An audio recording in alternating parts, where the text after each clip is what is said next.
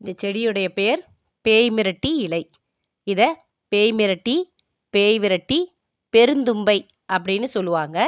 இதனுடைய இலைய இதுபோல் சுருட்டி மண் விளக்கில் எண்ணெய் ஊற்றி திரிக்கு பதிலாக இந்த இலைய திரி போல சுருட்டி வைத்து விளக்கு ஏற்றி வெள்ளிக்கிழமை மற்றும் பௌர்ணமி நாட்களில் உங்களுடைய இஷ்ட தெய்வம் அல்லது குலதெய்வத்தை நினச்சி வேண்டி இந்த விளக்கு ஏற்றி கும்பிட்டுட்டு வாங்க.